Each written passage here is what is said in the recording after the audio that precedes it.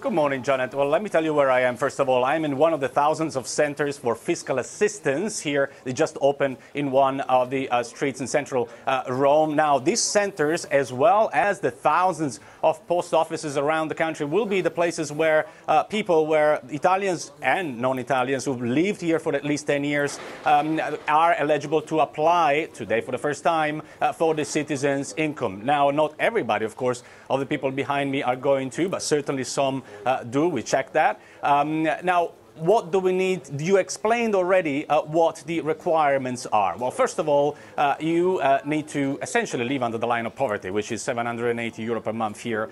You need to declare that, and you need to prove that. You should not own a second home that is worth more than 30,000 euro, and you should not have savings if you're a single of 6,000 euros, or if you're a family of 10,000 euros. Now, if you match all of those criteria and several others, for instance, you should not own a motorbike or a car over a certain horsepower and therefore expensive, or any boat. Obviously, if you match all of these complicated criteria, then you may be eligible for the citizens' income, which could be up to 780 euro. As you mentioned, there are conditions. You should attend training to get some skill. You should accept one of the the first three jobs that are offered to you. But here's a problem.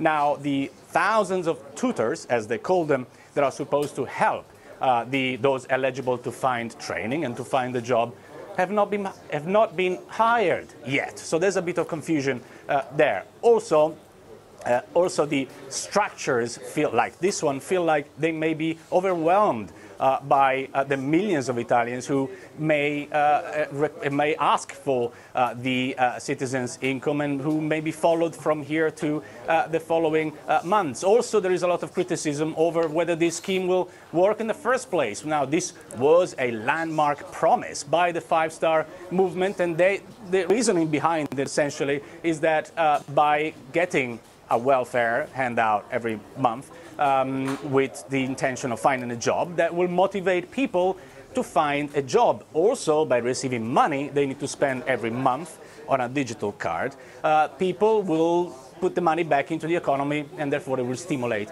the economy. Those who criticize this scheme say it's not going to work, first of all, because Italy does not have the money. I mean, if 2.7 million Italians, who are the ones that are believed to be eligible for this, will get the money, that will amount to something between 6 to 9 billion euro per year, money that Italy simply does not have. And also, the problem of the training, as I said, well, you need to create a structure that right now does not exist, Janet. As you say, a lot of concern about whether Italy can afford this, given its level of debt. But those who apply for this scheme, they won't be able to just stay on it permanently, will they? There has to be a finite limit to this, given how much it's going to cost. Well, the limit for now, they say, is 18 months, where you can receive that money for 18 months. But then you can just stop for a month. You're not going to get the money for a month, and then start again. So there's not really a time limit that has been set to this, but there are the conditions that I mentioned earlier, which is eventually you got to accept one of the jobs that are offered to you. But there are limits there too. I mean, the job needs to pay at least 858 euro per month, and if you think about it, I mean, 780 euro per month is actually as high, if not higher, as a salary for a low-skilled individual. And people may just think, well, I'd rather just stay on the dough and just try to do my best not to find a job. Also, here's another problem, Janet. Italy's got one of the highest ratio of off-the-book labor. Now, there's millions, calculated 5 million workers who are off the book and have not reported to have a job. So the risk here, the real risk, is that the money may end up in the hands of someone who has a job, but we just don't know about it.